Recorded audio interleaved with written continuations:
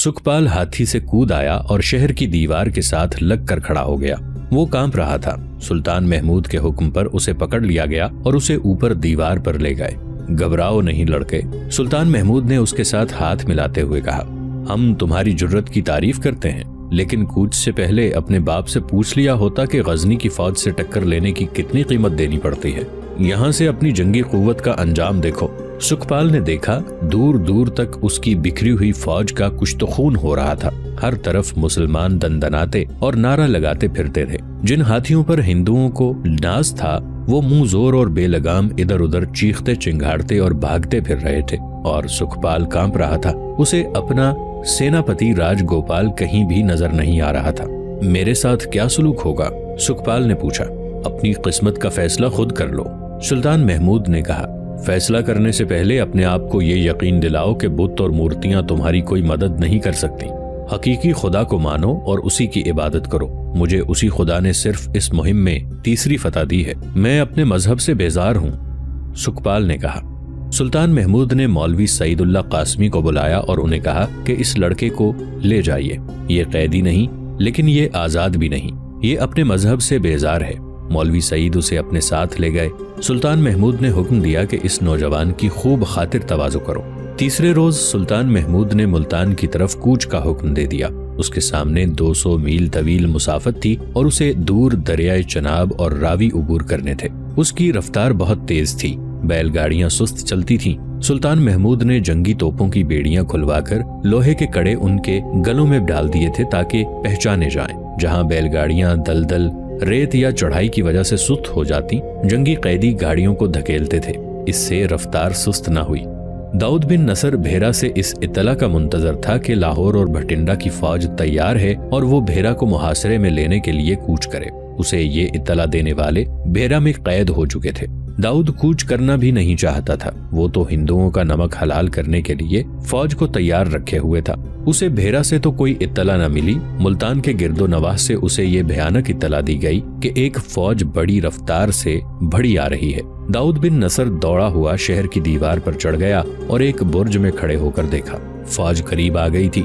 داؤد نے شہر کے دروازے بند کرنے کا حکم دے دیا اور فوج کو محاصرے میں لڑنے کے لیے دیوار پر بلا لیا۔ اس کے دیکھتے ہی دیکھتے باہر فوج نے شہر کو محاصرے میں لے لیا۔ سلطان محمود غزنوی کے حکم سے داؤد بن نصر کو للکارا گیا کہ وہ شہر کے دروازے کھول دے اور صلح کے لیے باہر آ جائے، ورنہ شہر کی اینٹ سے اینٹ بجا دی جائے گی۔ اس للکار کا جواب دیوار سے آیا، کرامتی مرنے سے پہلے شہر نہیں دیں گے، ہمت ہے تو فوراً آؤ اور دروازے کھلوا لو۔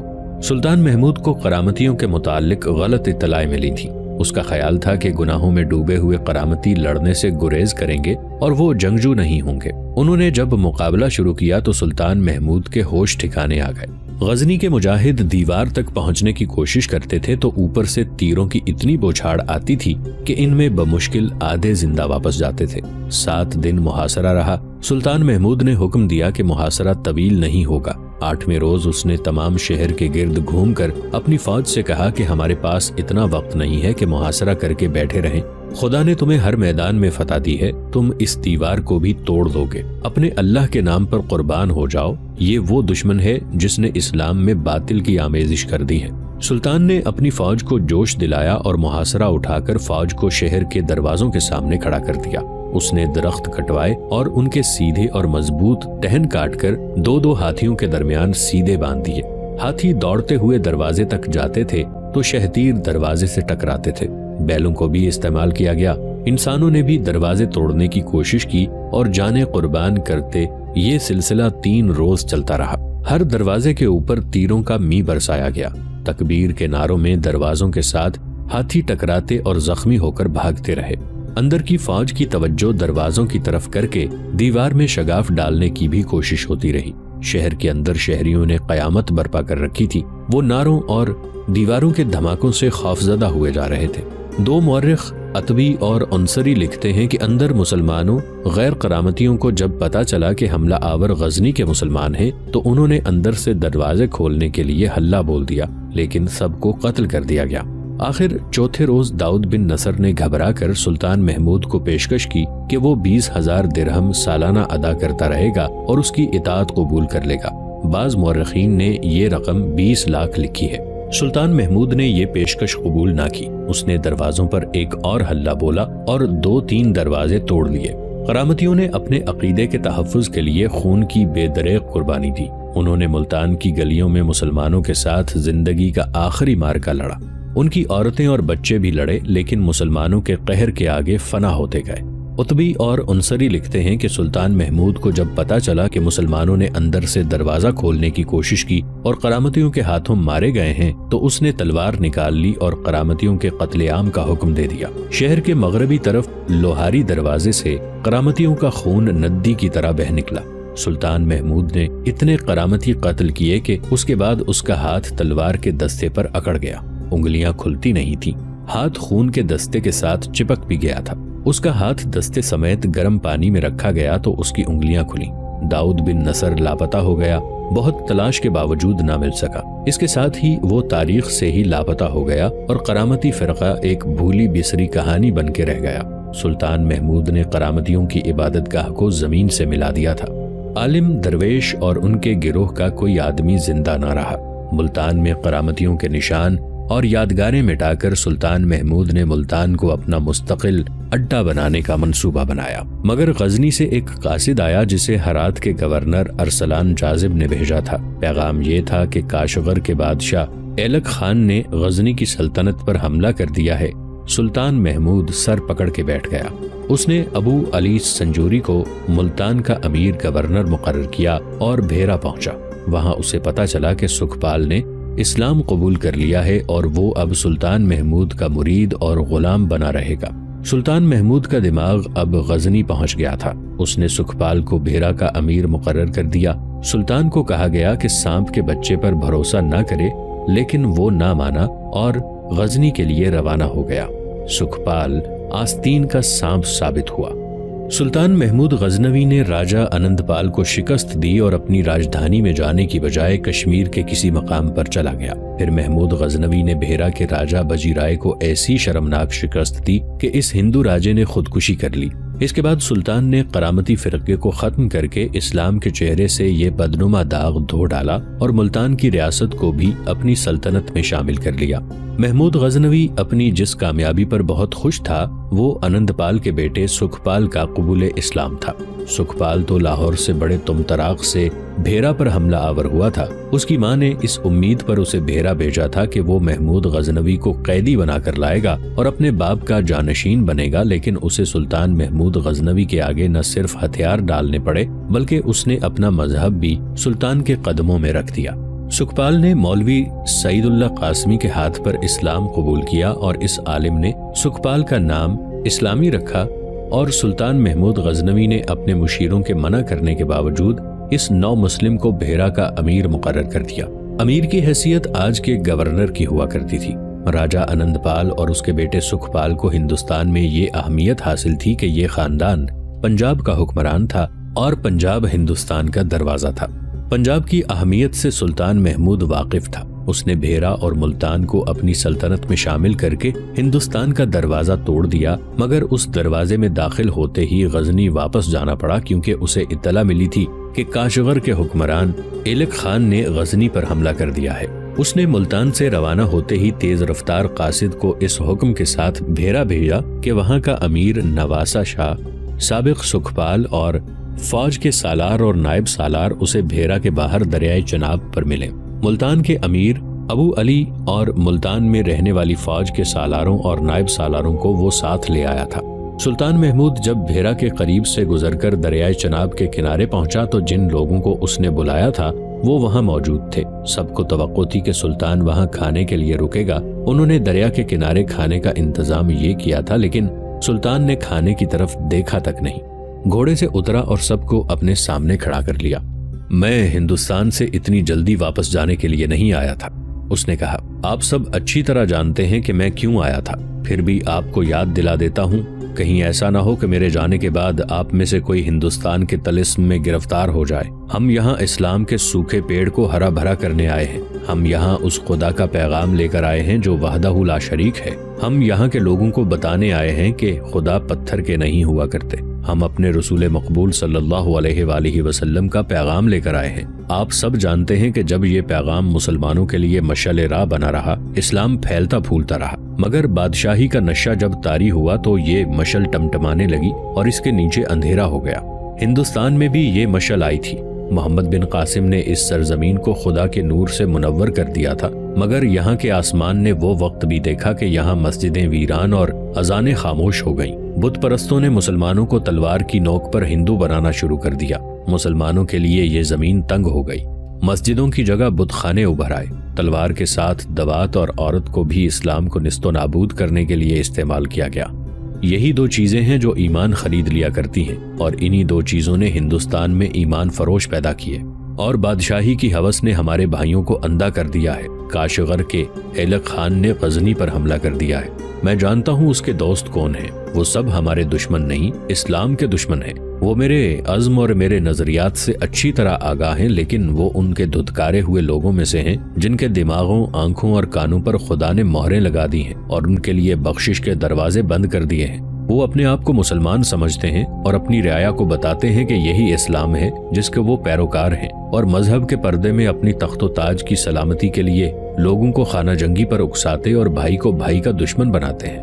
وہ اگر سچے اسلام کے شیدائی ہوتے تو میرا ساتھ دیتے اور ہندوستان کی طرف کوچ کرتے، جہاں مسلمانوں پر عرصہ حیات صرف اس لیے تنگ کیا جا رہا ہے کہ وہ مسلمان ہیں۔ میری نظریں مستقبل میں ہیں اور یہ بہت دور تک دیکھ رہی ہیں۔ اگر ہم نے اس خطے میں اسلام کو زندہ نہ کیا تو یہاں ہندوؤں کے ہاتھوں ہمیشہ اللہ کا نام لینے والوں کا قتل عام ہوتا رہے گا۔ انہیں مورتیاں اور بت پوجنے والوں سے بچانے کا ایک طریقہ یہ ہے کہ انہیں ہم اپنے ملک میں لے چلیں، لیکن یہ شکست اور پسپائی ہوگی اور اس اقدام سے اسلام کی سلطنت سکڑتی جائے گی۔ ہر ملک خدا کی سرزمین ہے، اور جو سرزمین خدا کی ہے وہاں اس کی ذات باری کے پرستاروں کا وجود لازمی ہے۔ اسلامی سلطنت کی کوئی سرحد نہیں۔ ہم ہندوستان کو اسلامی سلطنت میں شامل کریں گے یا اس کے کچھ حصے میں اپنی حکومت قائم کر کے اسے اسلام کا مستقر اور قلعہ بنائیں گے۔ اگر ہم نے ایسا کیا تو ہم روز محشر خدا کے حضور سرخرو ہوں گے۔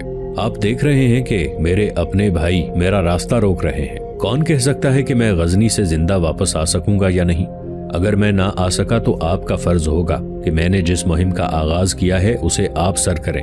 اگر آپ دنیاوی جاہ و حشمت میں پڑ گئے تو سوائے تباہی اور بربادی کے اور کچھ بھی حاصل نہیں ہوگا۔ بتوں کے آگے اپنے خدا کو شرمسار نہ کرنا۔ تم دیکھ رہے ہو کہ اس خطے میں صدیوں بعد اذانیں گونجنے لگی ہیں۔ ان اذانوں کو خاموش نہ ہونے دینا۔ سلطان محمود غزنوی کی آواز آخر میں آ کر رقت میں دب گئی۔ اس نے کھانا نہ کھایا، گھوڑے پر سوار ہوا اور گھوڑا دریا میں ڈال دیا۔ اس نے فوج کو کوچ سے روکا نہیں تھا۔ فوج دریا پار کر رہی تھی، اسے بہت جلدی غزنی پہنچنا تھا۔ محمود غزنوی جن فوجی حکام اور امراء کو پیچھے چھوڑ گیا تھا ان میں نو مسلم نواسہ شاہ بھی تھا۔ محمود غزنوی فارسی زبان میں بول رہا تھا، اس لیے ایک ترجمان نواسہ شاہ کے پاس کھڑا کر دیا گیا تھا تاکہ وہ اسے اس کی زبان میں بتاتا جائے کہ سلطان کیا کہہ رہا ہے۔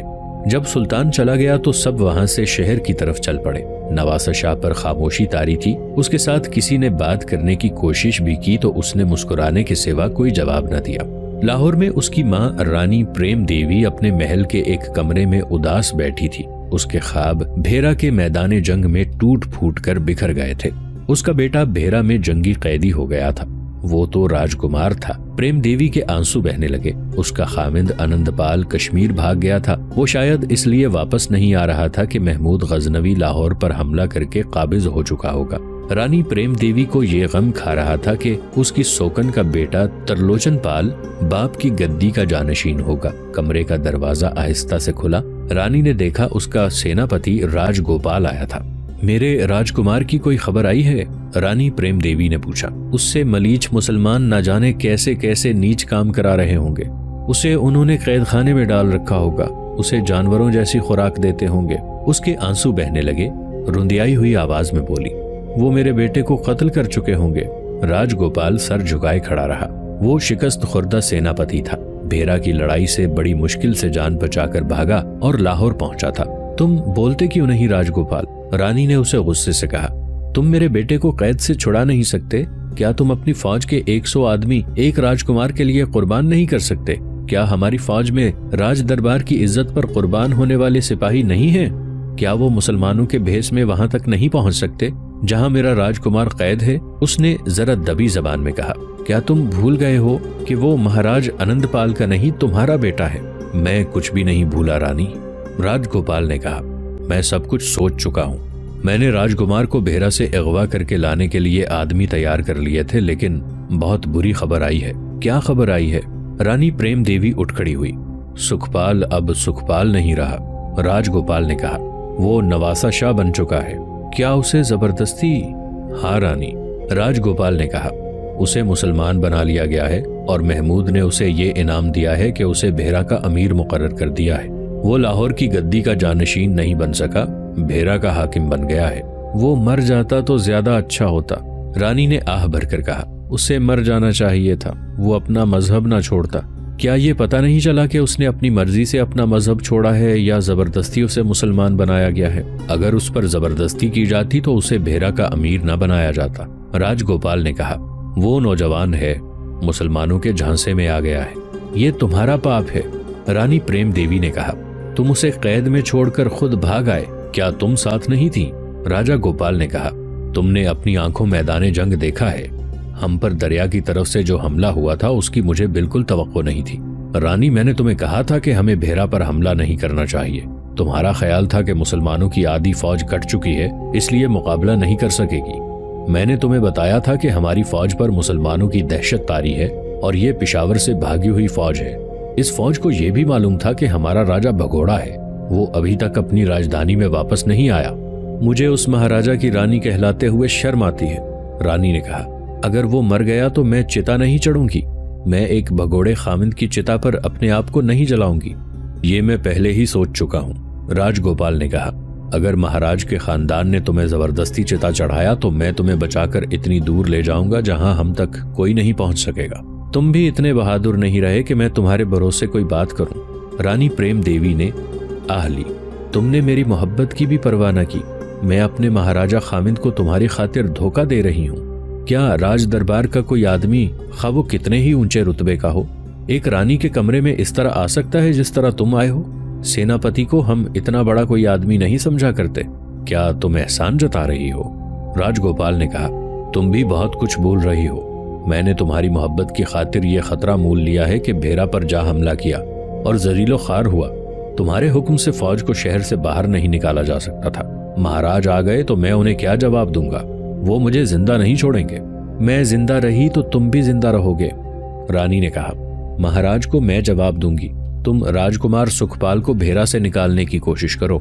मुझे जिस आदमी ने खबर दी है कि सुखपाल मुसलमान हो गया है, उसने बताया है कि उसने अपनी मर्जी और खुशी से इस्लाम कबूल किया है, राजगोपाल ने कहा। इसीलिए उसे भेरा का अमीर बनाया गया है। उसे अगवा कराओ, रानी ने कहा। उसे यहाँ तक ले आओ। उसने मेरा दूध पिया है, मेरे दूध में मिलावट नहीं थी। उसे हिंदू माँ का दूध मुसलमान नहीं रहने देगा। उसे लाना इसलिए भी जरूरी है कि महाराज मुझे और तुम्हें शिकस्त मुआफ कर देंगे। ये कभी बर्दाश्त नहीं करेंगे कि राजकुमार मुसलमानों के आगे हथियार डाल दे और उनका मजहब कबूल करके उन्हीं का होके रह जाए।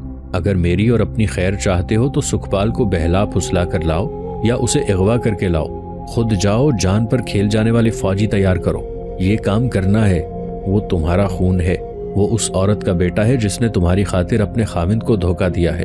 मैं महसूस कर रही हूँ कि मुझे मेरे गुनाह की सजा मिल रही है। खामिंद शिकस्त खाकर भाग गया है और बेटा मुसलमानों के कब्जे में चला गया है। मैं पापी हूँ। वो उठ खड़ी हुई।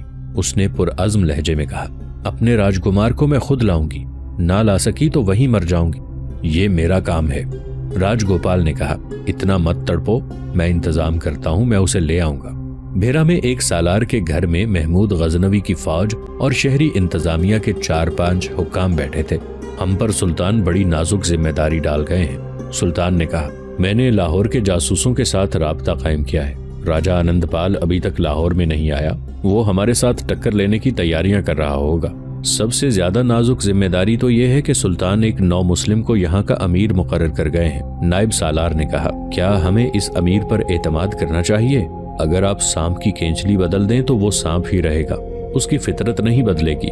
शहरी इंतजामिया के एक हाकिम ने कहा, आप लोग गजनी से आए हैं, मैं यहाँ का रहने वाला हूँ। आप हिंदू को मुसलमान बना सकते हैं लेकिन उसे मुसलमानों का दोस्त नहीं बना सकते। भेरा में कई हिंदुओं ने इस्लाम कबूल किया है लेकिन वो आम और बेजरर लोग हैं। وہ اسلام کے سانچے میں ڈھل جائیں گے۔ میں تسلیم نہیں کر سکتا کہ ایک راجکمار جس کے دادا کو آپ نے شکست دی اور اس نے خودکشی کر لی، اور جس کے باپ کو آپ نے شکست دی اور وہ ابھی تک روپوش ہے، اس راجکمار کے دل سے آپ انتقام کی آگ کس طرح سرد کر سکتے ہیں؟